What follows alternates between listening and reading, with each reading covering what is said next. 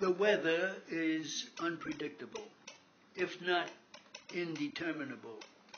Weather forecasting, however, being stated in the language of probability, is never in error. Your friendly weather report tells you not what will happen, but what the chances are of sun or rain.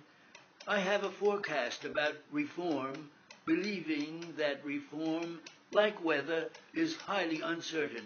However it turns out, this forecast won't have misled you.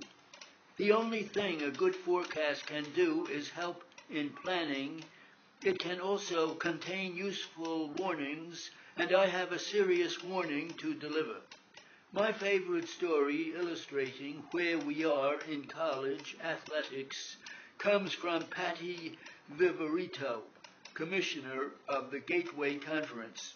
She is the mother of a small son who protested loudly one Saturday morning when his favorite cartoon show was interrupted by some men talking.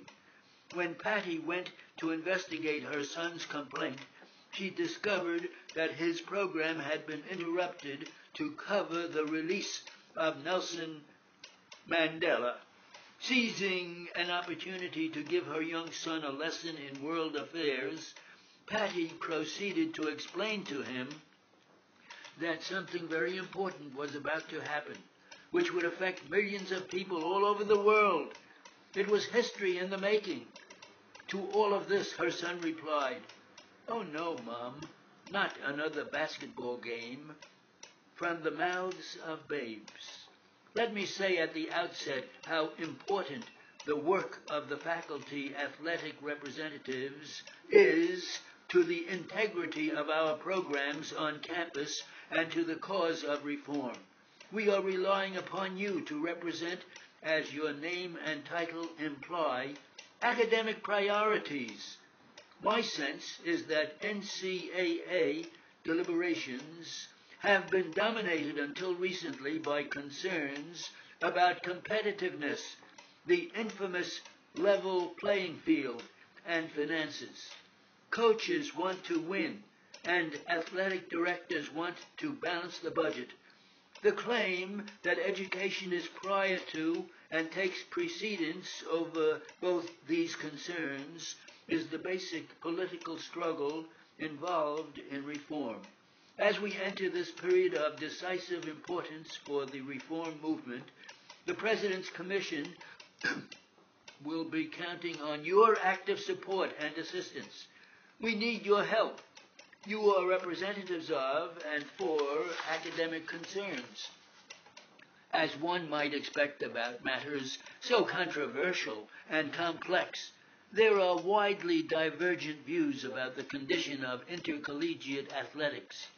One still hears that the present system is basically sound, that these problems which exist are over-publicized. The problem is public relations, not substance. The present claims of crisis are thus a creation of the media. Most programs at most schools are in good order. Some tidying up in the corners here and there is all that is required. A prominent NCAA leader said publicly that what the reformers needed most to do was disappear. That view has adherents, doubtless some in this audience. At the opposite end of the spectrum are those who regard the present system as so fundamentally corrupt that it is incapable of reform. The present system must therefore be replaced. The litany of horrors cited is all too familiar. It begins with the exploitation of young people admitted to our institutions for athletic purposes only, where they develop skills of no use beyond college in pursuit of dreams of riches and fame never to be realized. They are sent into the world without prospect. The young people most at risk and most in need of education to remedy their poor preparation are most likely not to get what our institutions exist to provide. Education, recruiting, dehumanizes and corrupts everyone involved. The abuses have moved to secondary schools. High school all-star games and camps are interfering with high school education. The amount of money involved in athletics inverts the order of priorities and is a constant threat to the financial integrity of our institutions. The recent rush to conference realignment tells us something about how powerful are the forces exercised by money and media. There are egregious instances of interference by governing boards in the affairs of the athletics department.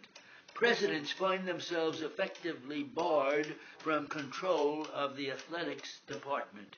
Coaching salaries have become so high that public and institutional resentment is inevitable. These problems, while by no means universal, are real and widespread.